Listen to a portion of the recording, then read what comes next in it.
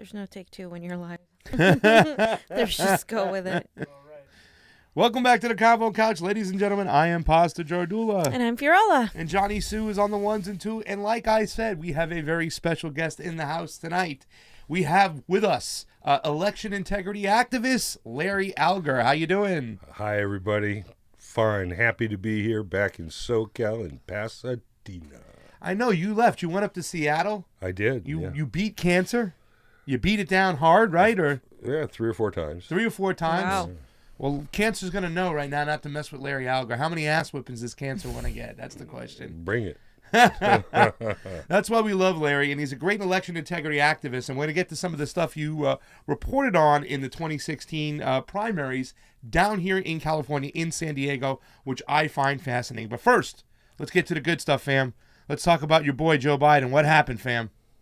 Not with Joe as much, but with Hunter Biden. Oh, sorry. Who actually left the Chinese board that he was ahead of.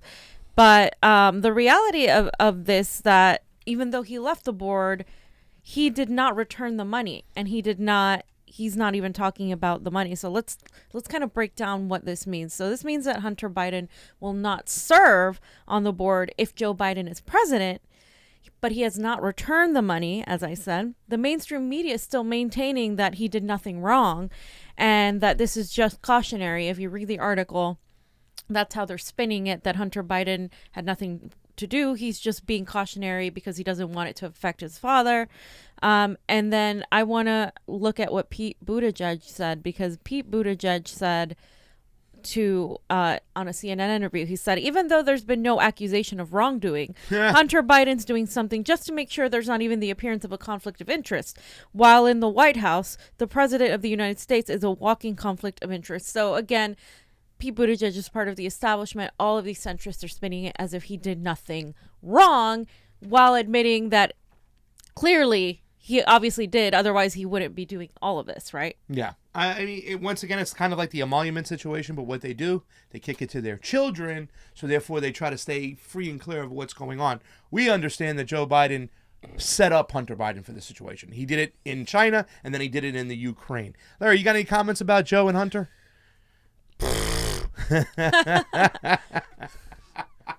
Do you think Joe is innocent, my friend? Of what? Of not doing anything don't. wrong. No. I mean, you saw the video yesterday, I believe, right? Yeah, you know what? They are all in it up to their necks, and they are out for what they can get. That's my opinion. Yeah. How does he sound over there? Should he get a little bit closer to the mic? Bring the microphone a little bit closer to you so we can hear you. We good? Check. All right, Okay. good. We talked about this a lot, fam, and I said this, don't open up Pandora's box. You start looking into Ukraine, you start looking into Joe, it's going to become Ukraine Gate, it's going to become Biden Gate, and then all of a sudden, you're going to see situations like this going on. And it's amazing to me the way Elizabeth Warren, the way she said, no, I wouldn't, but wait a second, let me backtrack, and which way, Warren, where am I going right now? It's okay. But it's amazing to see Pete Buttigieg, all these other establishment players saying there's nothing there, that it's a big nothing burger. Yeah, exactly. So again, this doesn't clear him of anything. This just sort of maintains the fact that he was ridiculously involved, and that Joe Biden protected him with his involvement. And not only him, Nancy Pelosi's and her son are involved, and John Kerry, I believe, and John Kerry's son. It's all of these Democrats that are just pointing the finger to Republicans. And again, this isn't a defense of Donald Trump, but we're basically just saying it's all of these people are corrupt. They're all an elite. They're all part of the establishment, and they all need to be held accountable. And if they're just using this to nail Donald Trump, it's not going to work because they're not holding themselves accountable. Yeah, and it seems like the emoluments after Iraq, when Dick Cheney hooked up his children with all the weapons contractors, I got nothing to do with it, my children do. Instead of doing something to that, it was up to the effect of prosecuting these people or holding them accountable, the Democrats just went and did the same things themselves. Absolutely. They did it in Ukraine, crazy. And you had something to say, Larry? You know what? The ones at the top are the ones that are stealing our votes to maintain this kind of corruption. Yeah. And if we don't get our votes together, we're screwed. Yeah. It's that simple. I mean, I dropped into the rabbit hole in San Diego by accident. But, I've been following Greg Palast and Lee Camp and all their, Fitrakis, all that work. And why are we even talking about candidates if we don't have election integrity? That's the night we met when we went to the Lee Camp thing. Yeah. We were all set up. You did an interview around that time, like a day after. Yeah. But we were there with Greg Palast. We've had Greg Palast on the show. Fiorella's interviewed him and stuff. But, we talk about it all the time, even with our buddy Nico House. If we don't have election integrity, we have nothing. The people's right. will never, ever stand. Did you want to talk about anything about Joe or Hunter before we get into... No, let's just pivot right into Larry, so. because Larry is an election integrity activist and specialist. He has been following election integrity pretty consistently since we've known him. I sort of dropped into it by accident. There's a gentleman by the name of Ray Lutz, who's one of the premier activists for what's right down in San Diego. Yeah. And I got a call, hey, Larry, you have a press pass. Can you come down and help us? Well, what's the deal? Well, they're whiting out Bernie Sanders votes before they run them through the tab machines. And I said, get the hell out of here. Yeah. So you were talking about actual whiteout. Whiteout on the ballots. Yeah. So let's take a look at that, because this is Larry Alger. He went down to San Diego with his press pass. That's awesome. We talk about citizen journalists all the time. If you don't have a press pass, still show up. Get your camera. Absolutely. Get over there. Absolutely. Yeah. So let's take a look at the video. Larry Alger seeing the whiteout votes, the first one, and then we'll see him taking on the registrar and confronting him. This is some great stuff. Thanks, Greg.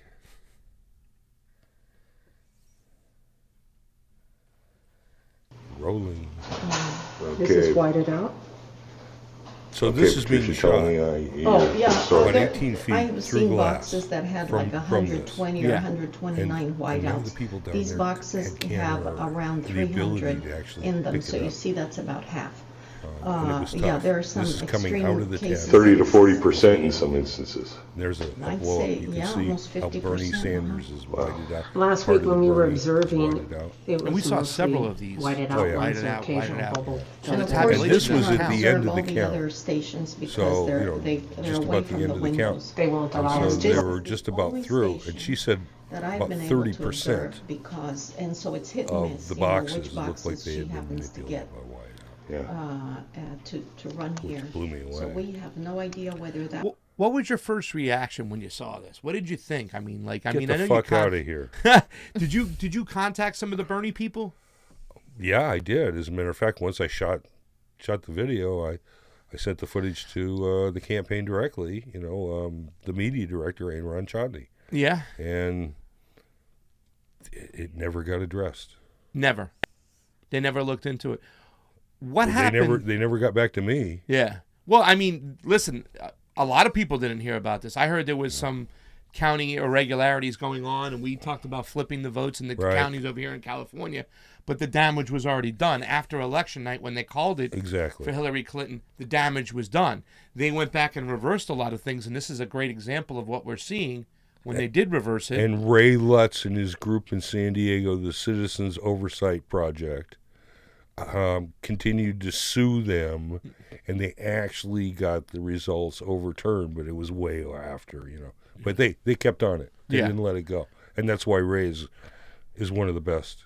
Yeah. Love So you, Ray. Love you, Ray, too, but you're saying a little bit after. It wasn't like, how long after did they get the 2 votes? years. So, I mean, what does So, that I mean, really it was do? history, but, Yeah. they kept after it. Yeah.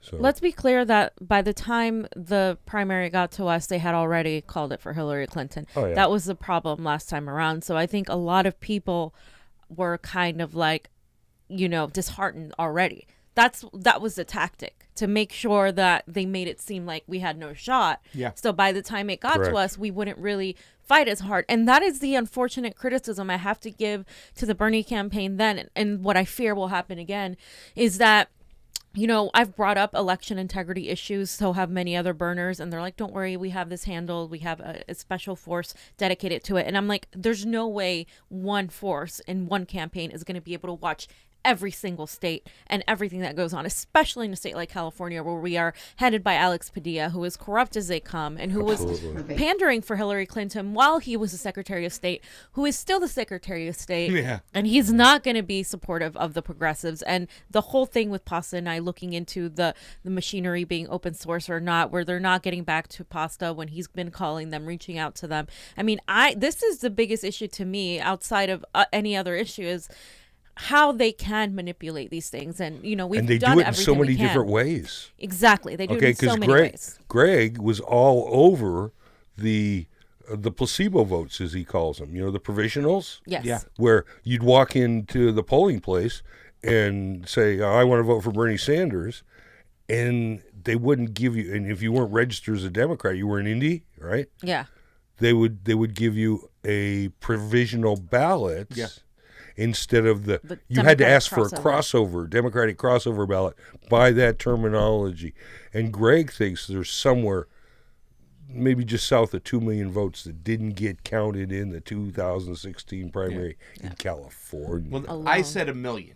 And he said 2 million. We know those. I said 1 million because I was doing the basic math. And if you do this basic math, ladies and gentlemen, where you go each primary and see how much the votes increased, it should have been an increasement of like 1.2 million. That's right. And that's without the whole 750,000 new registered votes in California, mainly for who? Our man, the Burn Man, Bernie Sanders, exciting people that went out and joined and registered to vote.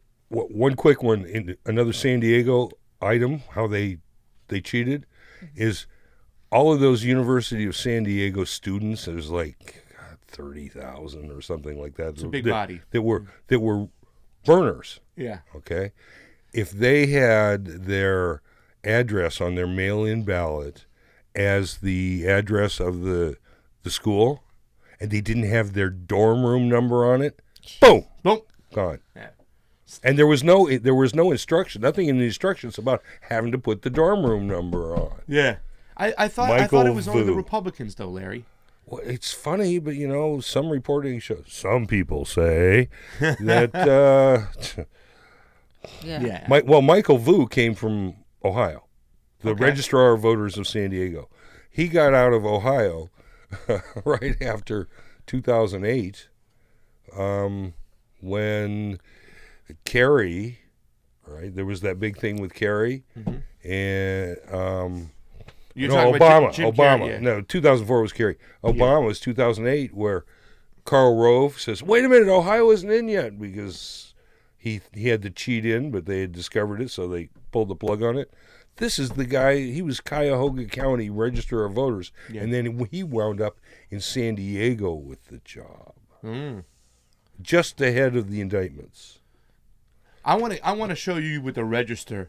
When you're Johnny, the volume ain't so good. We have a $5 super chat from Alex that says thank you for all the work you do. Alex, thank you. Thanks for giving us the $5 and all that please. money. These guys need to be supported. Carrie Mark said, "Are you talking about me?" No. Touching our ballots is a criminal act. It is a big criminal act. And once again, if we have cheating within the Democratic Party, and I only say we because I'm registered right now to vote for either Bernie or Tulsi Gabbard, because that's what we have to do. And I'm not taking any chances with the crossover bullshit, the new system. But if we don't have integrity with our own elections, how can we hold the Republicans accountable? And that's, once again, they've always been trying to sell this. Our form of hypocrisy is better than Trump's form of hypocrisy. And I ain't buying it. Me either, buddy. Let's show the video of Larry cornering. Okay, the setup on this is I came down from San Bernardino to San Diego to get the story at the behest of Ray Lutz's group, and I got there and they said, "Oh no, you can't be here." Yeah. And Larry, thank you for this work right here. This is some real great stuff. You're need gonna have to more of put the this. volume up on this one. Yeah. Because somebody was taking this with a cell phone, and I had no idea till I found it on YouTube later.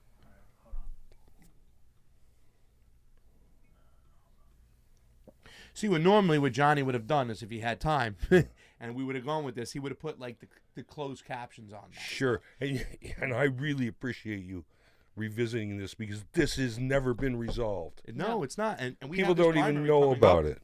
We're scared. And we have a whole new system now. Yeah. In Oh place. yeah. LA County just flopped over, and we don't even know what the hell's going on. Yeah. We went and used the machines and whatnot, but there are a lot of irregularities that Yeah. we're not even talking about. It's all more electronic, but it being more electronic, while you still have a paper trail, Yeah. there's a lot more of like electronic devices involved where there can be something wrong with the machines. It's one of the reasons why I went to Washington was there were a lot of stories of voter. Yeah, there's a voter fraud situation over there where there's a coalition of Democrats and Republicans, you told me, and I believe Gigi Indies, Ferguson's too, yeah. involved. So that's my girl, Gigi Ferguson, was on the show before and whatnot. But what's the name of that thing? Revive Washington. RW Elections? RWelections.com. Perfect. So We'll- you can check that out. That's one of the reasons why I left LA and went to Seattle. Really quick, some quick shout outs while Johnny's setting that up. Michael Cruz says, hi, Tony watches closely. Thank you to Hi, Leicester. guys. Carrie Good to see Mark, who says, we need open primaries. Why don't we just have Yes, open Carrie, we do. primaries? You Frederick rock. Murphy. Yeah, I know she does rock. They don't want you to vote, that's why. Raul Morales says, wasabi. Here goes Johnny playing this video. This is Johnny Larry Wasabi. confronting. And I'm here to talk to the observers, and hopefully somebody can explain Yeah. to me, Anyway, what's going on here going is on with this the, guy is the White House manager process for and Michael what to do Vu of that. the ROV, Register of Voters in San Diego. And I went down from San Bernardino to get the story. And the election monitors, Ray Lutz's crew is there. And he says, oh, no, you can't be here. Really? I can't be here? See my press pass? See this? Yep. Yeah. Press pass. Yeah. Okay. I came here to get the story. And, but I'm not going to tell you the story because I don't have to be on camera. I said, well, it's real simple, buddy. Either you give me the story or I'm going back to my studio and I'm going to make you look real bad. Yeah. That's exactly what I It told was him. great. I like when you also said, are you hiding anything? Because nothing yeah. I hear. Oh, well, I want to give you the right answers. And you're like, good, I want the right answers. that's But if all you I don't came give them for. to me. That's right. So they didn't that's have the what's right going answers, on right did there. Well, they did for me. You got to see the Fox News cut. See, the guy coming through the door is their IT guy. He's still telling me, oh no, it's not going to happen. And then he brought the IT guy out, and he said, oh yeah, I'll deal with it. That's Charlie, I forget his last name, who's coming through the door now, and he says, I'll be 10 minutes. I said, that's fine. 10 minutes is great. I'll wait right here. Take your time, and then we'll talk. Yeah. Yeah. I mean, we saw the whiteout on the ballot. Yeah. There's nothing to hide. What he said is that's what the party told him to do. Because they didn't have, like LA County, they didn't have the crossover ballots. So allegedly, if the party registration didn't match, if they were indies and they voted Bernie on that ballot, they whited it out because they didn't have crossover and placebo ballots, as Greg would say. That was the story there. That was my understanding. Well, thank you so much, Larry, for doing that work. What are you doing right now? What's going on with your life? You're living in Seattle, Washington, but you're down here. How'd you get here? I'm with the Bernie van. Hashtag Bernie van. That's the creation of David Crow.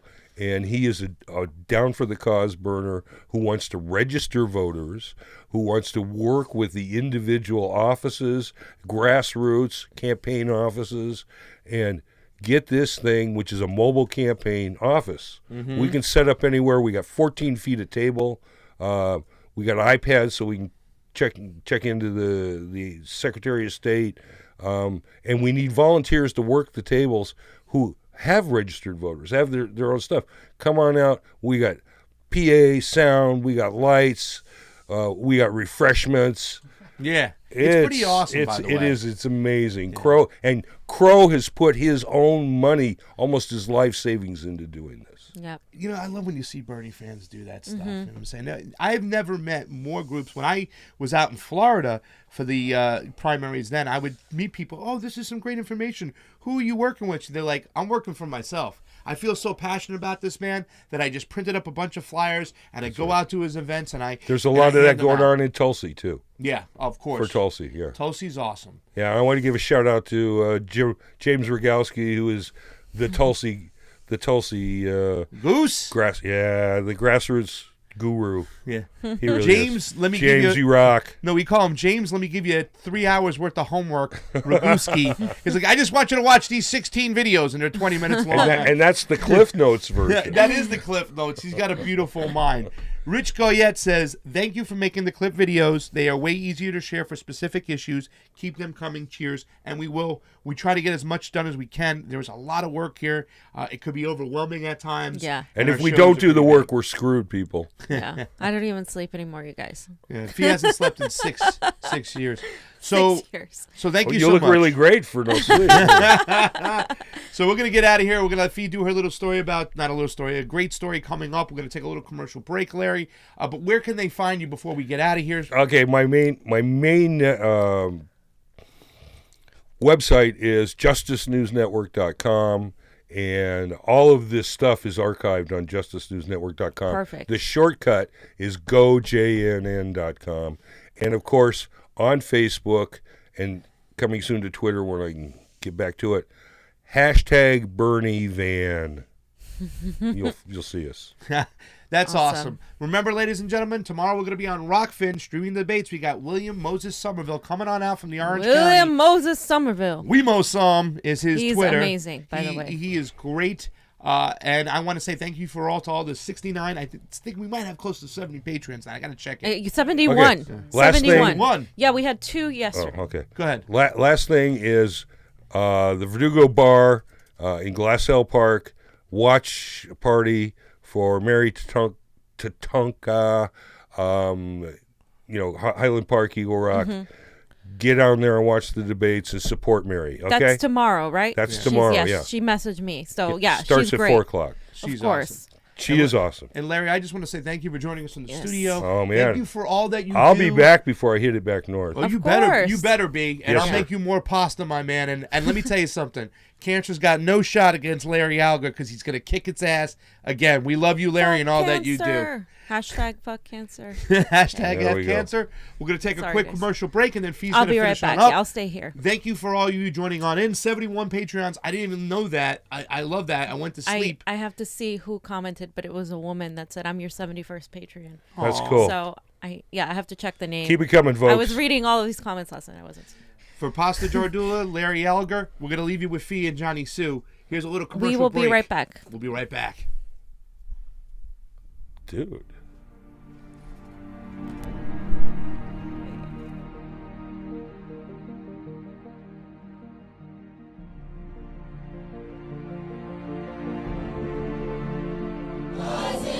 It's time for all of you to do the right thing. For the people. Not for yourselves. For the people. It's time for you to take care of people. People are sick and tired of being sick and tired. All these conditions. More than 13,000 firefighters are battling now. This is terrible. That around the state, people dying. We got bad food in the Central Valley, bad water. Nobody cares. All you're doing is paying attention to what Donald Trump is doing. Pressure to stay silent about it. I don't know what I said. Pay attention to what Jerry Brown is doing. Governor Brown keeps issuing oil and gas permits.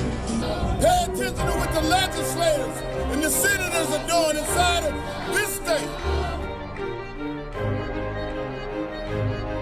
This is wrong. When you neglect the promises of the people, it's wrong. When you walk in this building every day and conduct the wrong kind of legislation, when it's not for the due process of the people, when it continues to be the due process for the evils of money. It's wrong when we have a Democratic governor inside of these doors that does the same thing that the Republicans and greed do. It's wrong for those people outside of the Central Valley that's number one in poverty in the Central Valley. It's wrong today, friends.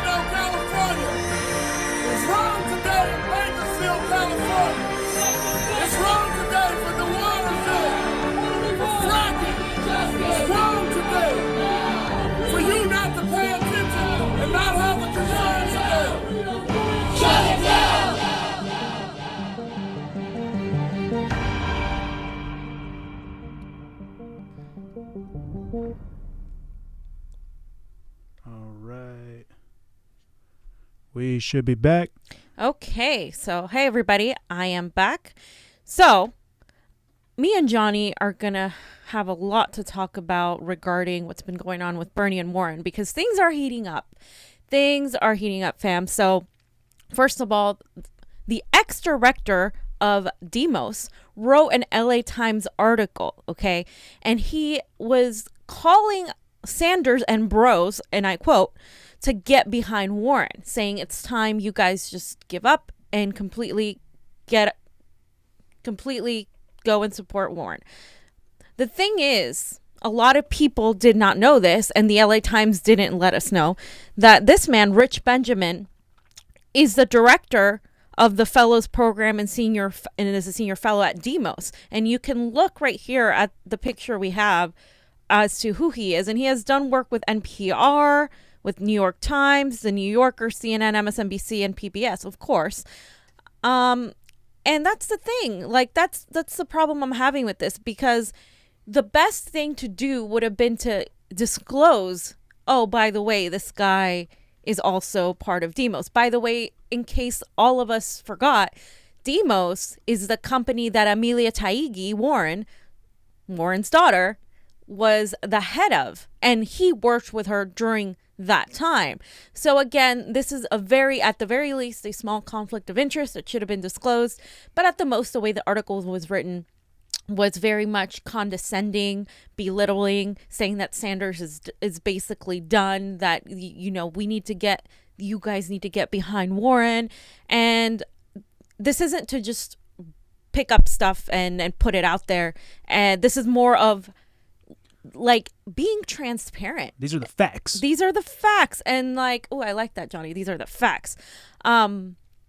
Yeah, Johnny, what do you think of this? Because this keeps happening, right? Over and over again. We still find ties between Warren and then her daughter. It seems like her daughter is the key to a lot of things. Fam, I don't know how you find all this information out. Like, I don't know how you found out that this guy, Rich Benjamin, was part of Demos. Did you use the Wayback Machine for this one, or is that? No, this is current. They're so dumb. It's still on there, but you literally just click on it on the website and on the link, and he's there. So, so he's still up there, but he's an ex-director. Okay. Yeah, I mean, this is interesting. I mean, obviously, it's going to be biased if he was a director for Demos, and Demos was what was it again? Demos was the this kind of tank that Amelia Warren Taigi was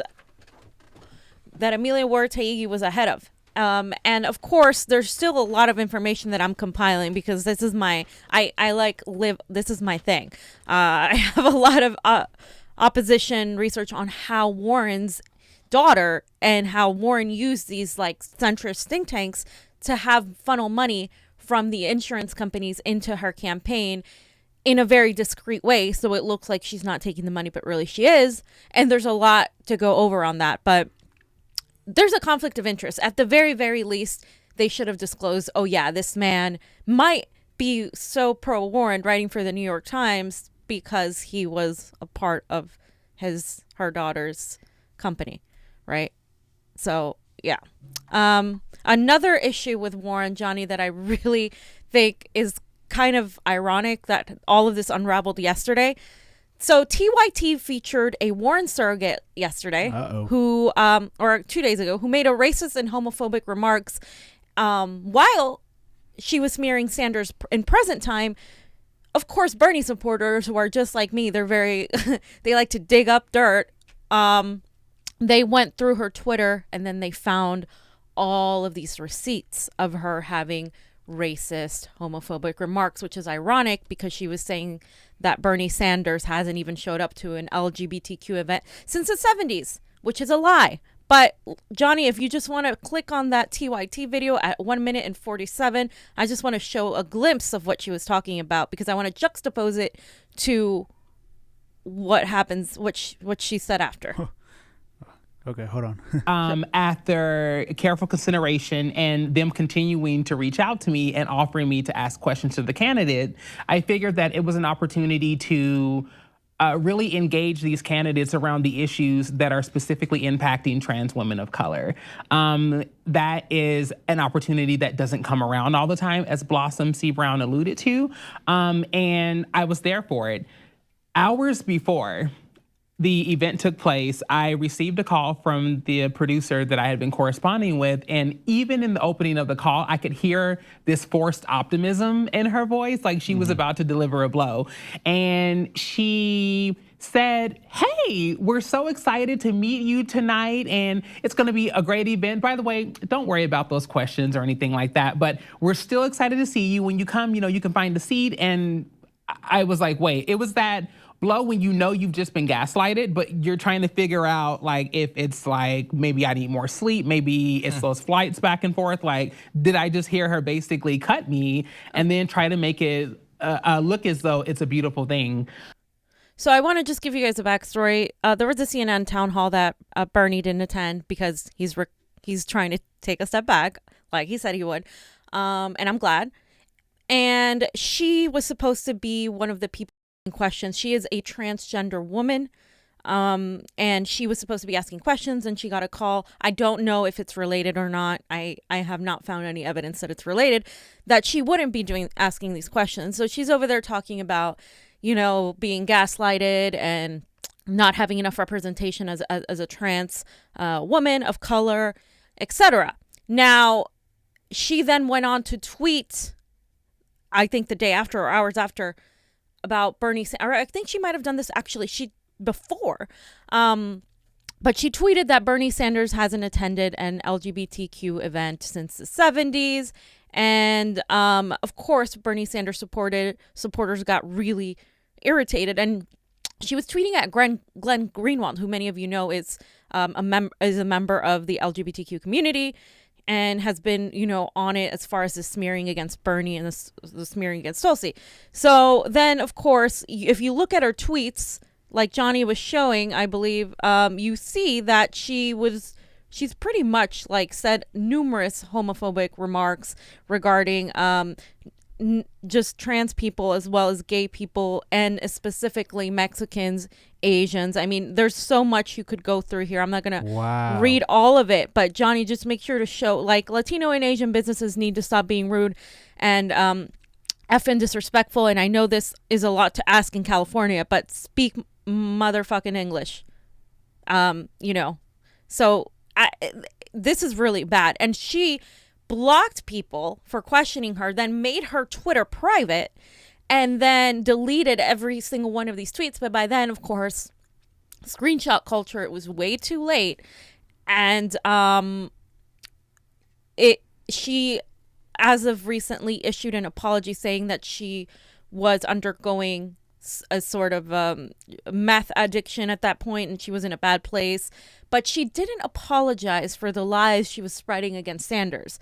So to many people, it seemed like just a PR move. It seemed like she was trying to clean up. And of course, the news broke that this is an Elizabeth Warren aide, because Elizabeth Warren has mentioned her many times, retweeted her. She's a surrogate. Really? Wow. She's a surrogate for Elizabeth Warren. And so the campaign is under fire right now. I haven't seen anything. I don't know if you guys can tell me. I haven't seen anything that Elizabeth Warren has said as of this, but this is something that I think is affecting her negatively. It's also just showing the hypocrisy that everybody's going to have bad people in their campaigns, right? Everybody's going to have these people that with a past, especially in the age of social media. People back then, in the 60s or even 80s, you couldn't go back and be like, oh, so-and-so made this thing. You have pictures, but you don't have social media. So I'm going to be fair and be like, look, I understand, she made these remarks when she wasn't out yet, is what she claims, and that she was undergoing a lot of stress. I can accept that. What I don't accept is not holding accountability, not taking responsibility for the lies she was spreading against Bernie Sanders. And it's just very hypocritical and just interesting to juxtapose who she's trying to be now versus who she's trying to hide that she was. And then, using all these attacks to say Bernie Sanders hasn't been a part of the LGBTQ community. Bernie Sanders has a nearly 100% record from the Human Rights Campaign. He has been to many LGBTQ events before. He has pictures with the whole LGBTQ community Katie Halper posted a tweet, I don't have it right now, just showing multiple pictures of him at these LGBTQ events. I mean, that's a lie. She should have apologized for that as well. So she's an official surrogate, campaign surrogate. And what do campaign surrogates do for the so campaign? for instance, there's several surrogates for Bernie. You know, Linda Sarsour's a surrogate.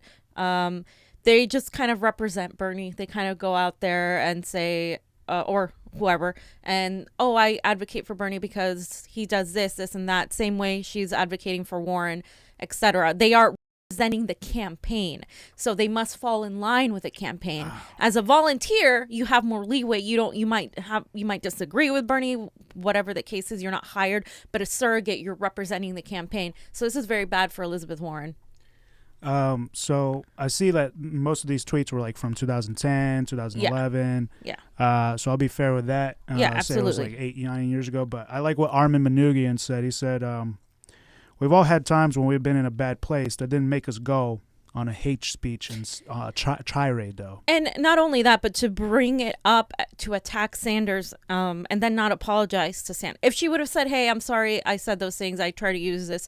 She in her apology, I don't know if you can find it, but in her apology, she even said, "Oh, this was used for political motives," even though this was used for political motives, as if like she's dismissing the fact that, hey, this is a thing, this happened. You are representing Elizabeth Warren, who is a supposed progressive, and you're attacking Sanders with lies. You're not even saying, oh, Sanders' policies with the LGBTQ community, I have an issue with X, Y, Z. You're literally saying lies that he hasn't been to an event.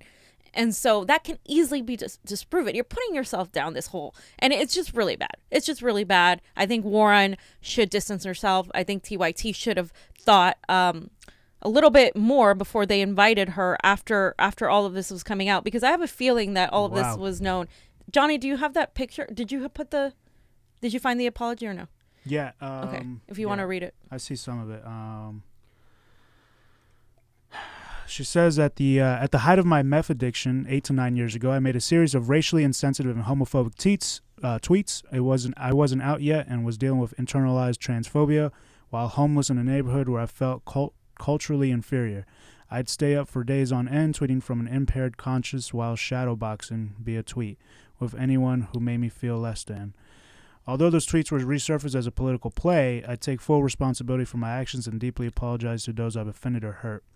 I also apologize to those indirectly impacted by these developments. At over 7.5 years clean and sober, I've learned to make amends when I'm wrong and to take complete accountability for my actions.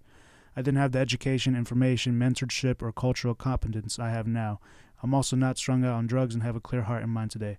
I mean, yeah, she apologized, and it sucks that she said that. If she was gonna get into politics, I mean, you gotta know what you said before, and I would have, if I were in her position, that would have been gone. Yeah. You know what I'm saying? Yeah. The other thing is, this is just a product of our system right now.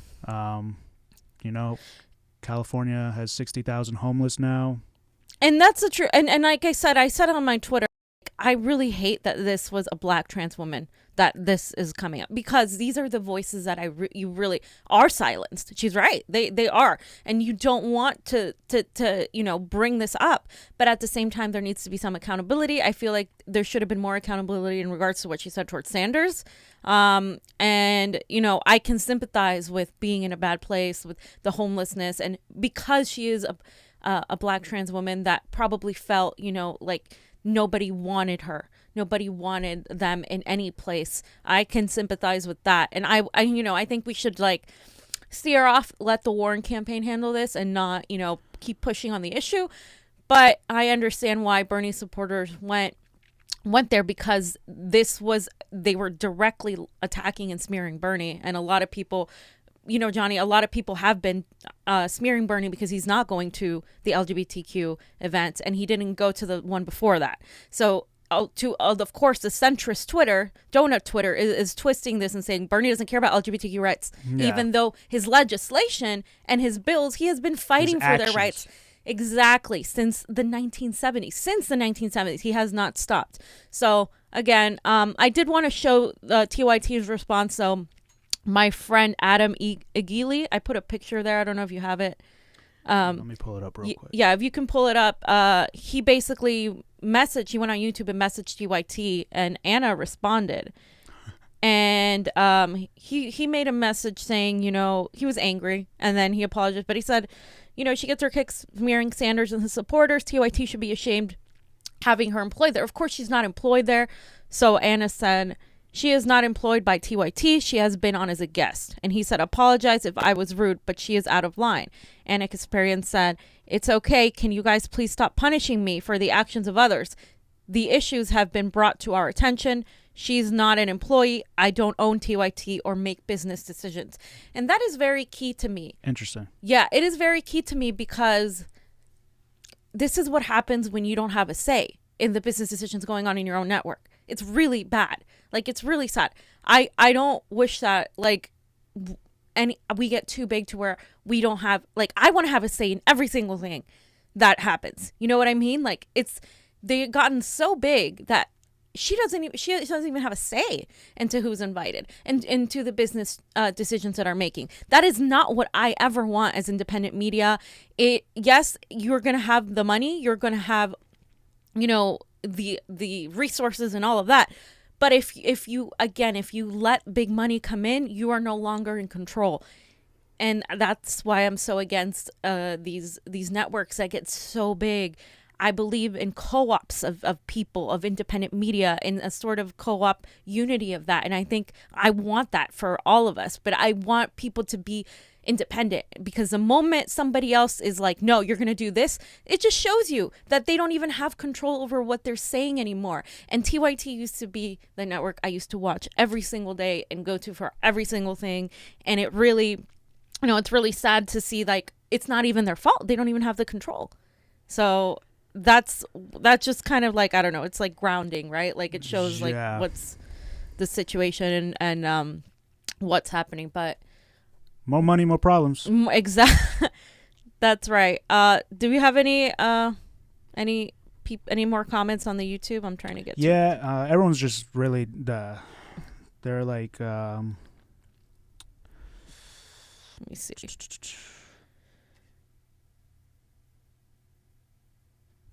Yeah, they're just commenting on the money. Let me look at Facebook and see what Facebook is saying. I don't know. Hi, Facebook. I just want to say hi to you guys. Hey, Cheyenne. Hey, Steve. Hey, Michiko. Thanks for watching. We're going to go over Bernie's plan. So Bernie, of course, as many of you guys know, released a plan this morning. And, of course, I read through it, and it's freaking amazing. And nobody has anything remotely like this, Johnny. This is huge. This is big. So let's start by breaking it down, because it's a lot. And I kind of tried to do that on Twitter. I kind of tried to... It's on Bernie's site? It's on Bernie's site, but I kind of broke it down because it's a lot to read. So I just did a whole thread about it. So let's go to my thread, and I'll kind of break it down as we go for you guys. So his plan is called the Corporate Accountability and Democracy Plan. The idea is that corporations and CEOs obviously own so much more wealth than the bottom half of the people, and he wants to give workers the right of ownership. This is extremely democratic socialist of him. This sees the means of production, a workers' co-op, so to speak. This is right up my alley. I mean, this is what I want in for not just for our country, but for the world. And a lot of places are starting to operate like this, where if you're a worker, you work in a company, you own a portion of that company. Right. It is almost like having benefits, but the benefit is, instead of having to buy stocks in Apple, if you're a member of Apple, you are automatically own a part of the company. So let's start. Well, it's like the same thing as buying stocks. But yes, but you don't have to buy it. You are a part of it. Right. Without buying it. Because the only people that can buy stocks right now are people that have money to do so, right? And it's really difficult. Certain businesses have plans where it's like, okay, we'll take a certain part of your pay and do the and put stocks instead, you know? Yeah, but this goes deeper, because this also makes sure that corporations pay their fair share. So one of the first things to do, of course, the corporations must share the wealth, which is a very democratically socialist concept. Those with 100 million in annual revenue and publicly traded companies must provide 2% of stock to workers every year until the company is at least 20% owned by employees. At least 20%. Whoa. Which is huge. Then the Democratic employees ownership funds will issue new shares, and these funds will then be under control of a board of trustees, which is directly elected by the workforce, which means that if you're a worker, your board members, you are going to elect them. They will not be appointed. This is, again, groundbreaking. These employees are also going to be guaranteed payments from the funds equivalent to their shares of ownership, and they will be as equal partners in the funds. These workers will also have the right to vote the shares given to them through the plan, and the funds will enjoy the same voting rights as any other institutional shareholder, and their shares will not be permitted to be transferred or sold. Because, again, if you can transfer or sell these shares, then that just ruins everything else, because then, again, that's capitalism. You can sell to the highest bidder. These corporate boards will be democratized in this way, and 45% of these board directors on any large corporation with at least 100 million in revenue are gonna, or a balance sheet total, and all of these publicly traded companies will be directly elected by the firm's workers. So again, you have the people electing the people above them, in a way, the people controlling the revenue. And this is similar to what happens in Germany called employee co-determination. He's also advocating to require federal stakeholder charters for large companies, where U.S. corporations with $100 million in revenue must obtain a federal charter from a newly established Bureau of Corporate Governance at the Department of Commerce. So you can't just, it makes it harder for these companies to find these loopholes and go around and not do this. These corporate boards are going to have to consider all of the stakeholders, including workers, the customers, the shareholders, and surrounding communities.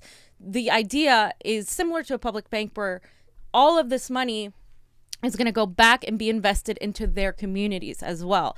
And we're very happy that we have the public bank here in California. We're going to have to do a lot of work to fully get it off the ground, but at least Governor Newsom advocated in favor of that. He's going to ban stock buybacks, which is necessary to do, because that had a lot to do with what happened in the 2008 crash on Wall Street. A lot of companies, they sell their stocks and then they buy it back. Exactly. So then that raises their value without them having to really do anything, right? Exactly. Okay. Exactly. That's exactly a part of the, we need to watch that. What was it? The Big Short? Yeah, that was a great movie. Yeah, we're going to do a couple projects regarding that, but we're going to require firms that outsource production to new low-wage countries or automate to convey shares to the laid-off employees. So again, if you're laid off, there's still more of a protection, whereas a lot of people could be laid off tomorrow. A lot of businesses are closing down. For instance, I think Forever 21 is closing down. Now the workers are faced with, oh my God, I've been working for this company. What's going to happen to me? Et cetera, et cetera. Since I was 21. Since you were 20. No, you way before you were 21.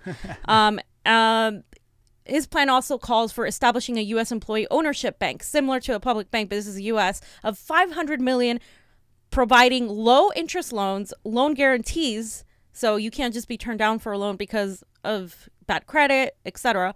And is going to have tech assistance for those workers who wanting to purchase businesses. This is going to increase small businesses. People who want to start their own business are going to be able to take a loan out, and they're going to, not only that, they're going to be guided into how to do this. And of course, a lot of people assume that there's not going to be markets, that under a democratic, socialist democracy type of setting. The fact is that's wrong. Markets still exist, but the markets are pushed by the people.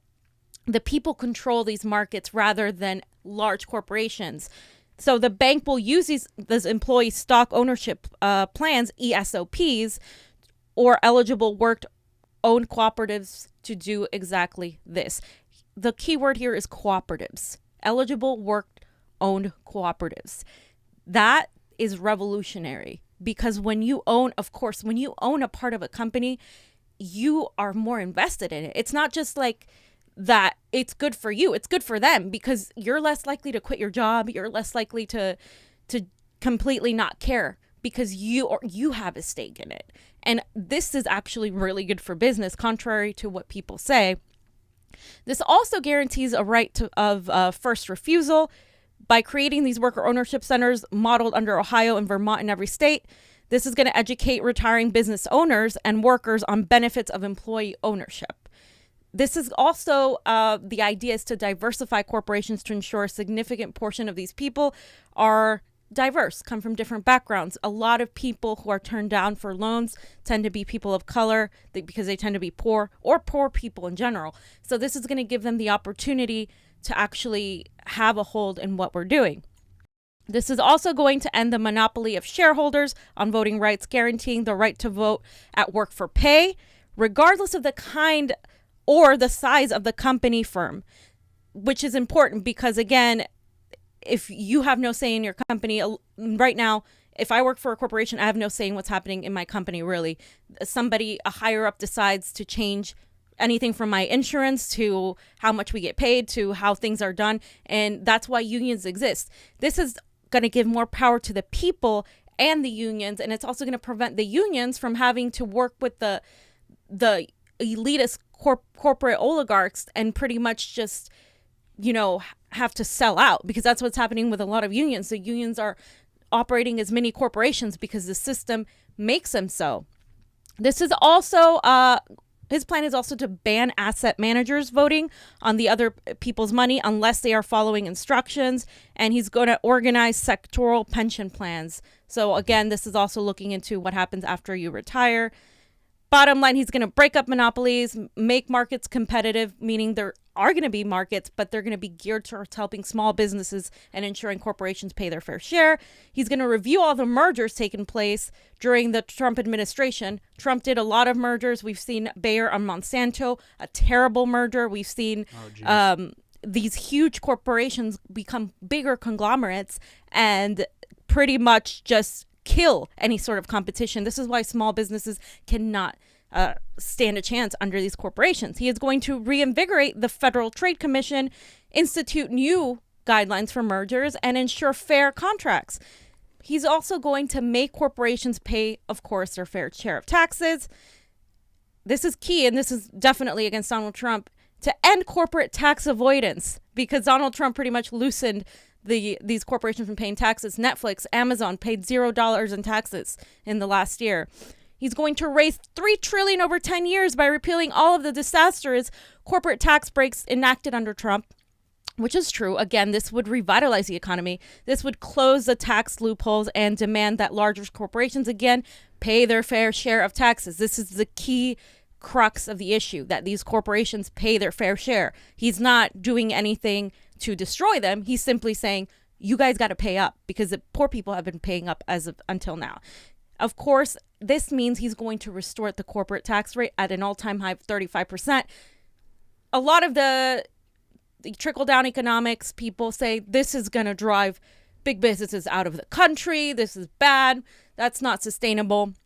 In Europe, the tax rates are at least 25%. And the fact is that this is going to allow small businesses to grow because, again, like I said, they can't compete with corporations. He's also going to eliminate the very popular offshore tax havens where, Bernie always talks about these people go to, the Caribbean and they put their money there and they don't have to pay taxes on them. This is what rich people do. And then this is going to apply per country limits on offshore drilling credit, which is also in line with a green economy, and eliminating inversions of limiting interest deductions to 105% of a corporation's share of net interest. So he's just kind of curtailing things. He's not really, direct. He's not even doing anything like ridiculously radical. This is actually, people have done this already. We're just so far behind. And just to finish up, the corporations with revenues of $25 million must publicly disclose significant proportions of their tax return and country-by-country financial info, including earnings, financial accounts, and tax payments abroad. So to the people that are putting their money in other countries to not pay taxes, sorry, you have to disclose it. and pay your fair share, because it's not fair that the people who have student loans and aren't paying their fair share of taxes get their wages garnished while these people get to pay no taxes. And finally, he's going to eliminate 20% deduction on pass-through business income. And this is subject, of course, to corporate taxes. And if you guys want to read it, here's the link. This is, again, it goes directly threatening to the elites, to the corporations, and it's called the Corporate Accountability and Democracy Plan. You guys can check it. It's actually so specific and a lot more than I read. And I know what I read was a lot. So just so you guys know, that is just like the points of what went on.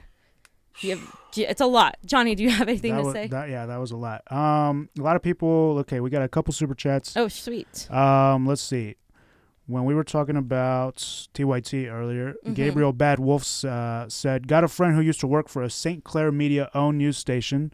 They told me that they'd sort the scripts for the anchors to read out, and they all came from one database, and they had no control. Absolutely. Yeah, I know this is true. And that's why, look, a lot of these people have jobs. They need to have a job. They have bills to pay. They have kids.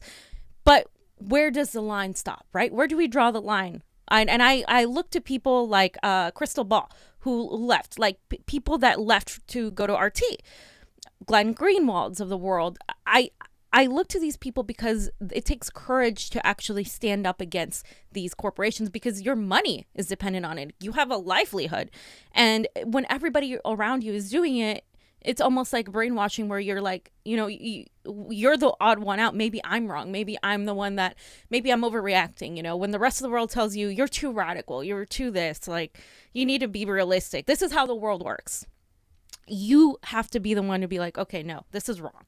And more of them need to come out and say enough.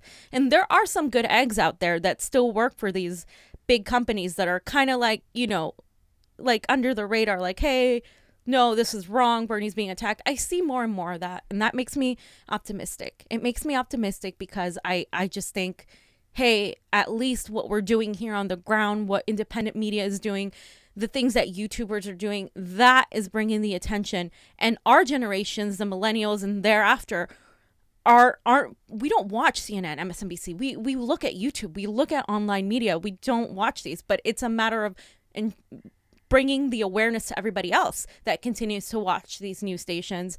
And I think we're going to see change through this, through after the baby boomers sort of kind of lose power.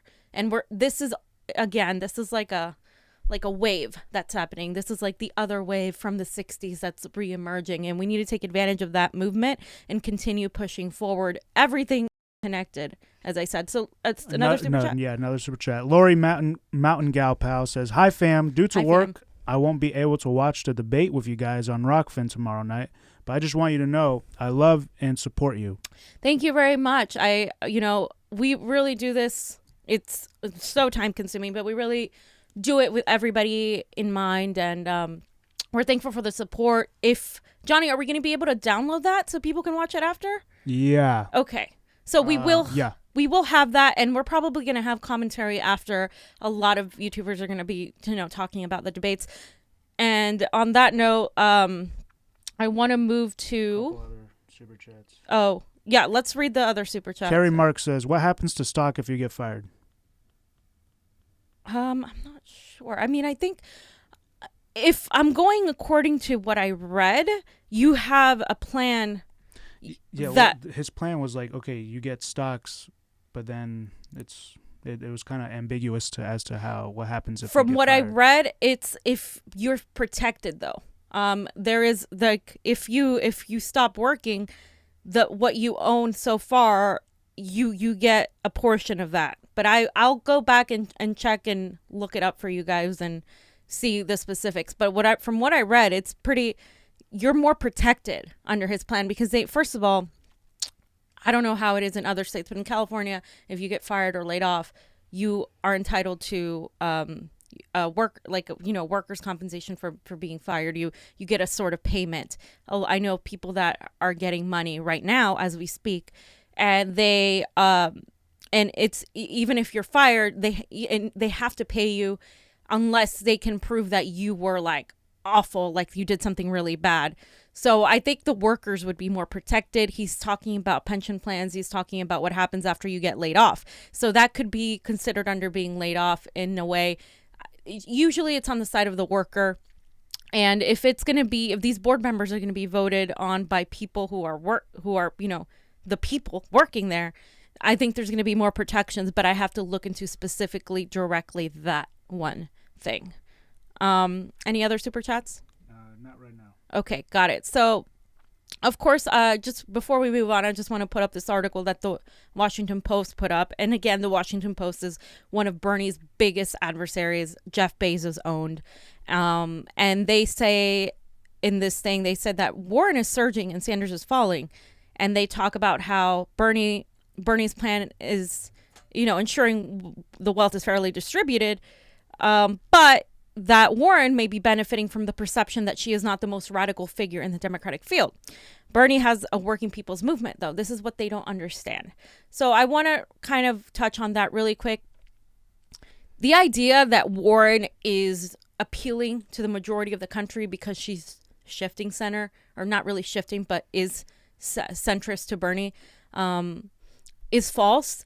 If you look at the movements around the world that are winning, it is movements that are worker dominated. You can call it left if you want to, but it is a people's working movement. If we look at the movements that are happening in Ecuador, that have happened in Brazil, that have happened in Mexico, it's these movements that are radical to Americans, but really just focused on giving people basic needs like healthcare, like jobs, guaranteed wage, housing is a human right, etc. The movements that are losing are the centrist neoliberal policies. You're looking at Canada with Justin Trudeau. The Sikh guy that's running against him, Singh, is rising in the polls as Trudeau is sinking. And you also can look at France and Macron and what happened there with the Yellow Vest movement. All of this is indicative of the fact that leftist populist movements are rising, but on the other side, is the Trump sort of populist movement where people are rejecting that sort of establishment type of, you know, liberalism. So you guys have a choice, or the Democratic Party has a choice to either embrace the movements going on the left, or the whatever, if you don't want to call it left, independent, people powered movements, or to pretty much have Donald Trump win. And the Donald Trumps, like the Bolsonaros of the world, because that is exactly what's happening worldwide. And we've seen Ecuador, we've talked about China, we've talked about Venezuela, Honduras, Nicaragua. I mean, we've talked about all of these things here, and that's the reality. We have another super chat. Sure. I Am Real says, regulation controls greed, not taxes. So, again, here's the thing.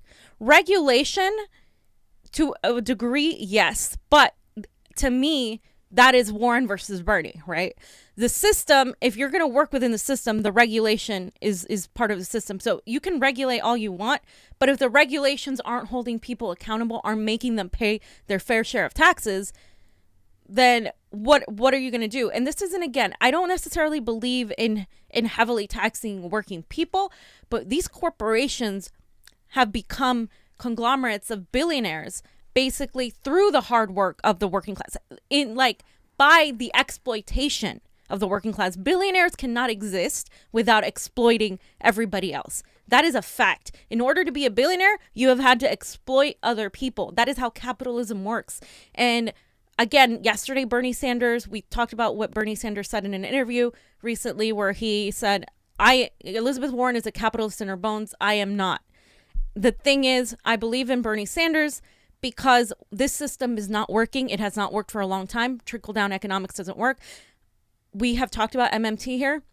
Learning MMT is a clear indicative in understanding how this whole thing works, because the idea that the wealth is just going to go away when these corporations decide to leave or these corporations sink is false. And it's only true if you think that this economic system works, that, you know, this system of trickle-down economics is going to still help us out. It hasn't for a long time, and we need to stop that idea. I think we need both regulation and taxes for obviously corporations, not small businesses. I would like to see more specifics in everybody's plan, including Bernie, and how we cut taxes for small businesses, because I know many small businesses who have suffered because of the minimum wage increase, and also because they're not getting the tax breaks they need under Donald Trump's plan. If you want to help the middle class, help small businesses.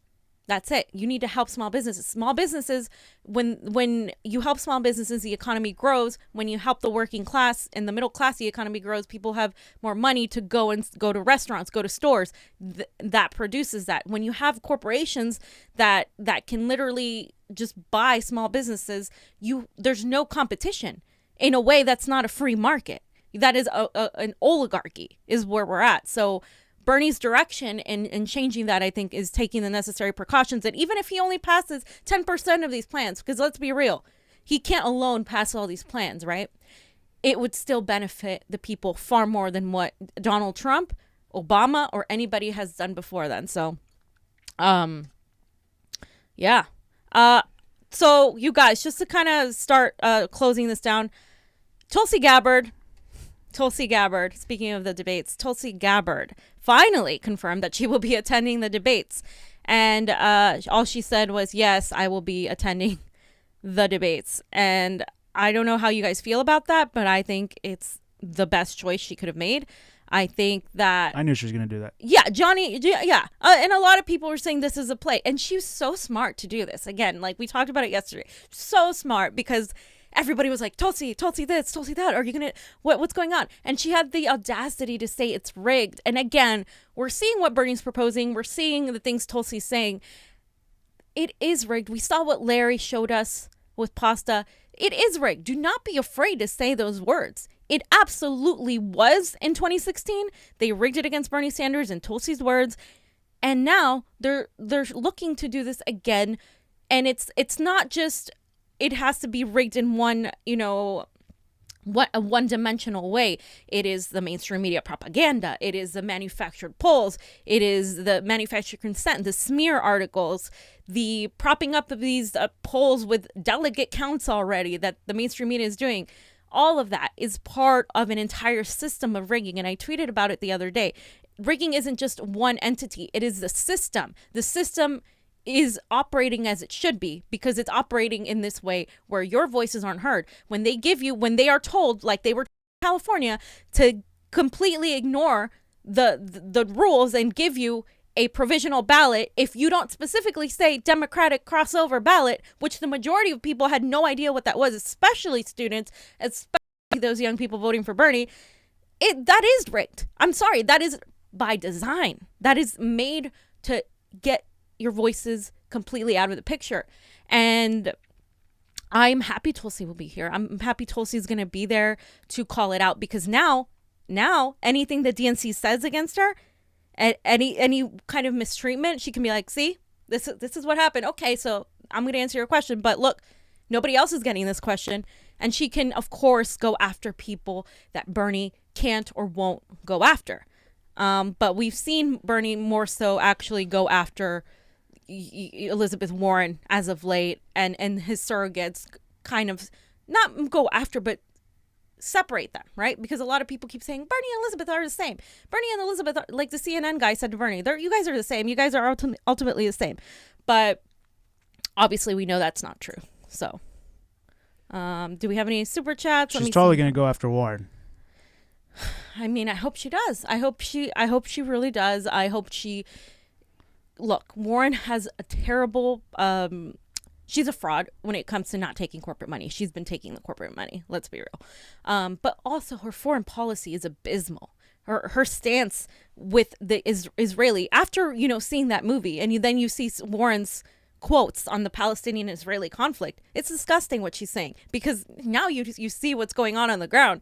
How dare you take that stance? I'll be fair and say probably not too many people have seen that footage. And just to remind everybody, it's Gaza Fights for Freedom. Please watch it. Go watch that. Yes. Okay, they got ground footage.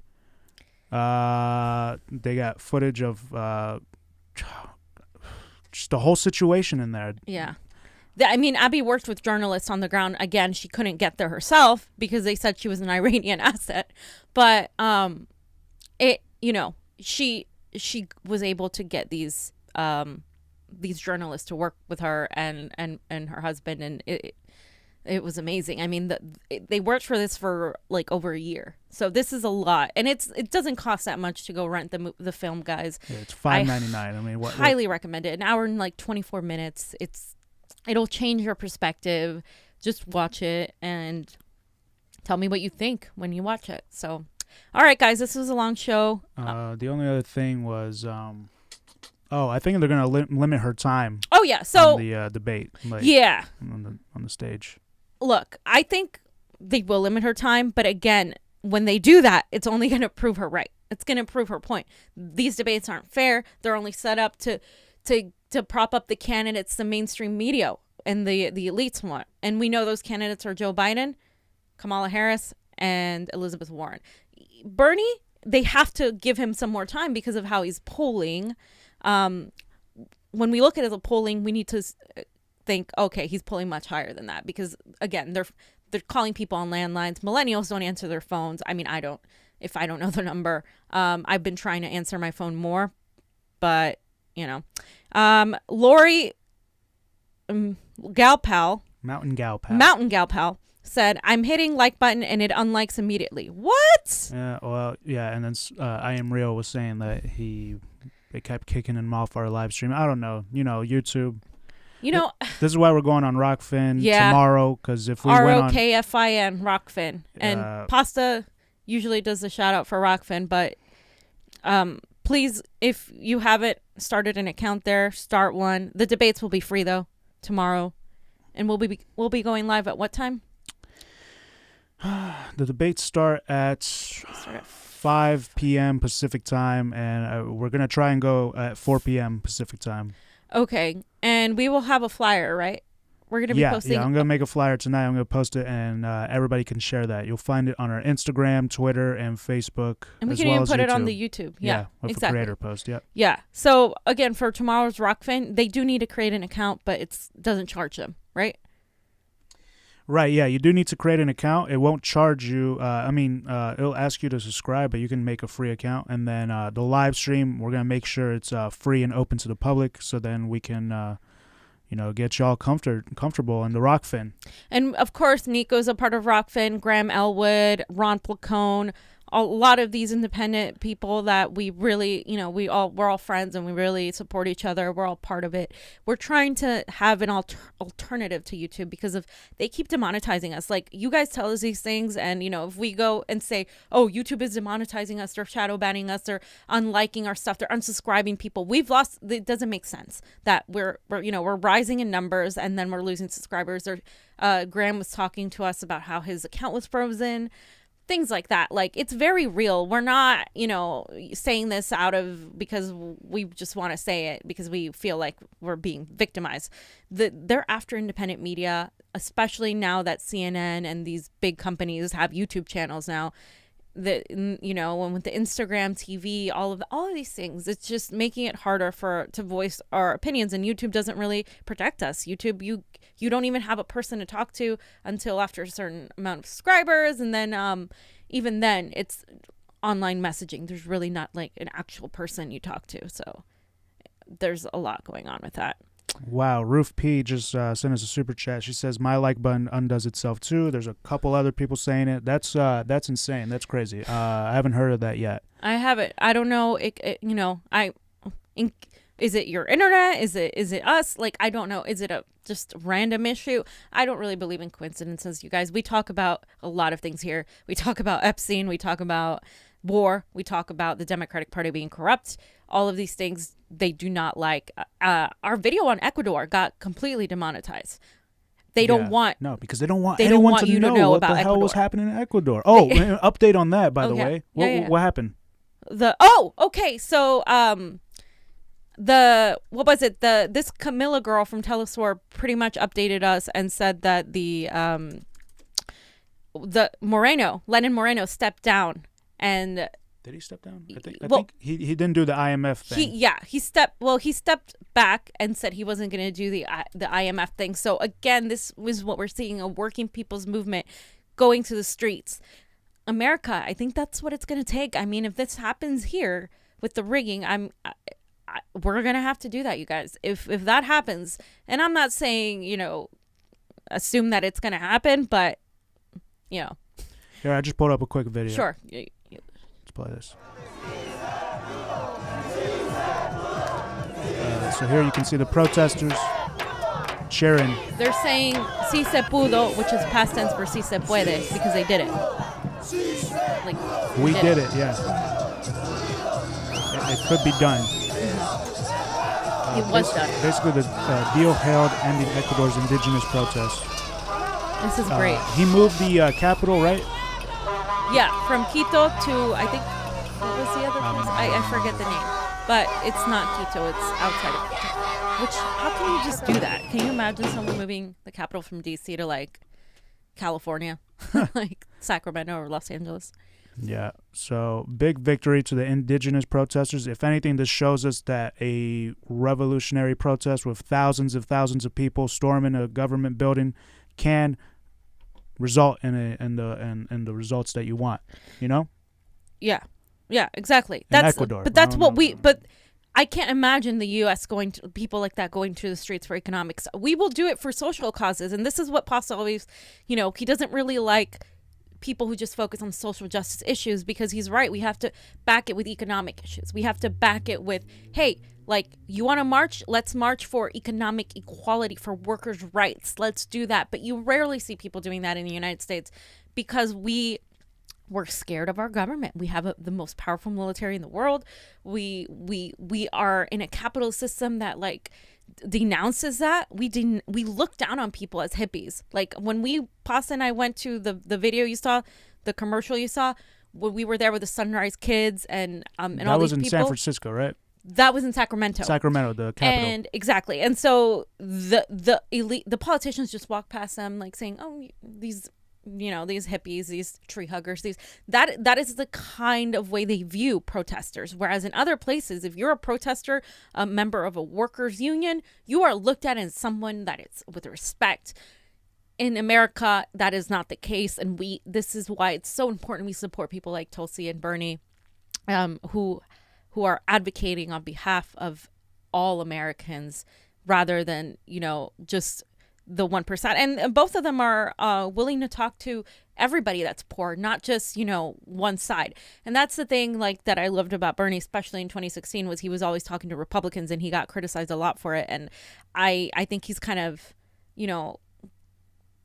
going to, like, talking to centrists right now, but I don't think that's a wise idea. I think you need to talk to all of Americans. Tulsi's doing a great job of that, which is why I think she's getting a lot of traction in places like Iowa. And of course the media wants to ignore that, but she's polling like 6% in some of these polls, and people did not expect that. People did not even in her campaign didn't expect that she was going to go that far. I think it's amazing to see that we have two candidates that are anti-establishment, and even Yang can be seen as anti-establishment, even though a lot of his views I don't agree with. He said, "Hey, Bernie Sanders inspired me."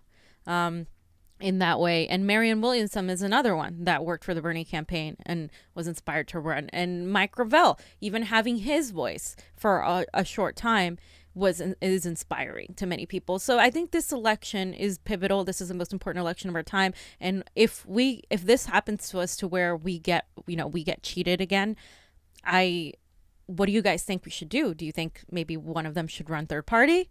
That was the thing people were saying. If they do this again, I guarantee you Tulsi's going to run third party. I guarantee you, I'm not sure if Bernie will join her or not, but a lot of people will blame. I don't know if she'll do it this election, maybe she won't do it this election.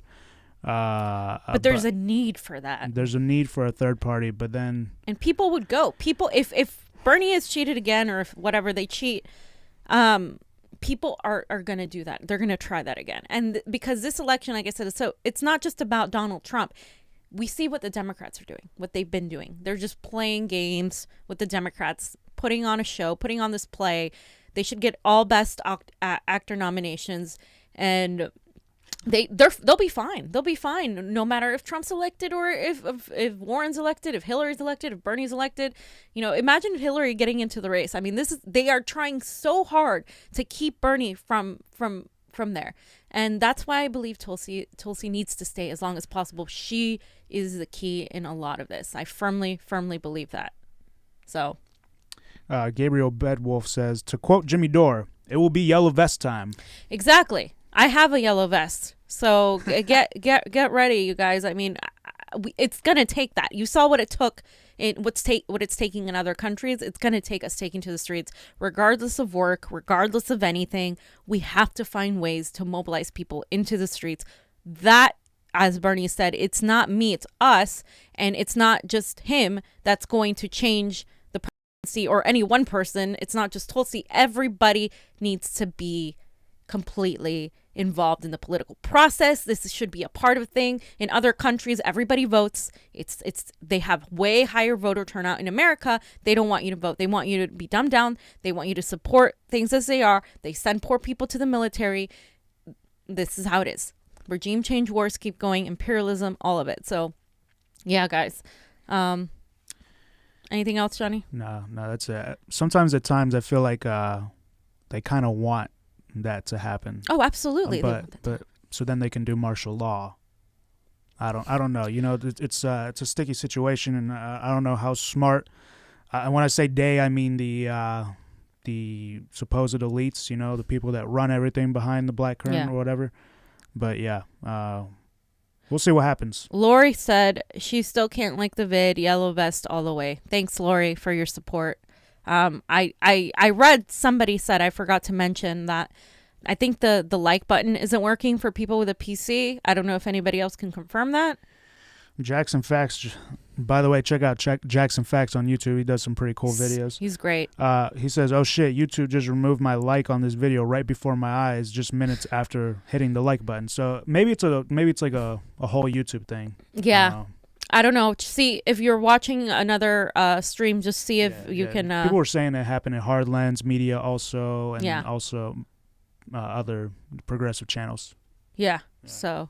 All right, guys. Thanks so much for watching. Thanks for sticking with me. 210 watching this whole time. We really Rockfin tomorrow. Sign up. It's free to sign up. If you want to see our premium content, you'll have to sign up. If you like MMA. There's a lot of MMA trainer videos on there. They're starting to get comedians on there. Ron Placone, Graham Elwood is on there.